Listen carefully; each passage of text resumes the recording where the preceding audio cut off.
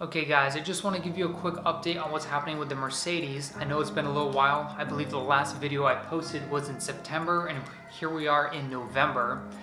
So I'm excited to announce that the car is officially registered. I have my license plate, it has insurance, everything's set up for this. The only thing it doesn't have is an inspection. So now I'm just going to be working on fixing different pieces to get the car inspected. Now, the day that I registered the car, I took it for a quick drive, just a mile or two down the road and then back, and immediately noticed an issue with the brakes. Now, when I bought the car, the owner did tell me that the rear brakes needed to be looked at. He even gave me a set of rear Mercedes brake pads. So I knew right away, buying the car, it was going to need some brake work. Well, after tearing it down and looking at the rear brakes, I realized pretty much everything needed to be replaced. The rear right caliper had frozen and melted all the rubber components within the caliper. So I took some time and just tearing everything apart, seeing if I could salvage anything. But what I ended up doing is just ordering new calipers for both sides on the back, new rotors, and new rubber brake lines. That's a line that connects from the metal brake line to the brake caliper. There's that rubber line in there. I've ordered a new set of those for the back. Now moving forward, I was able to save the calipers from the front, but I ordered new rotors and new pads along with a set of rubber lines for the front as well. So I'll be coming out with a video soon of me just tearing into the brakes and replacing and rebuilding everything.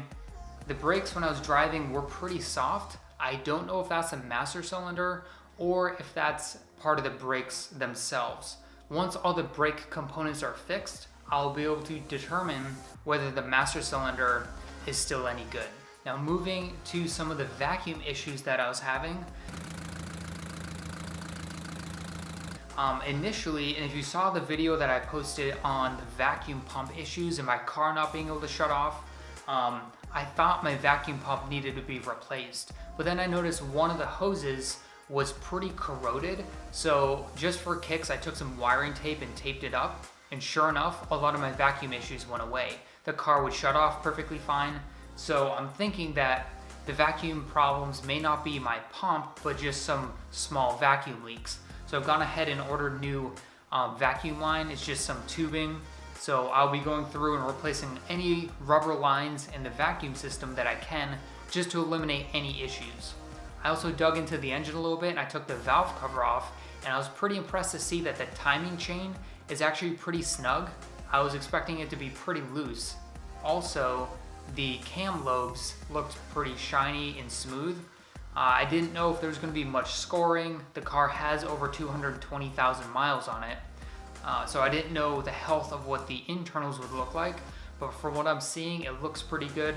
So I was pretty impressed with that. So thanks for watching this quick update. Stay tuned because I will be going in depth with the brakes and maybe some of the vacuum lines and just other components as I go along. So stay tuned for that, and thanks for watching.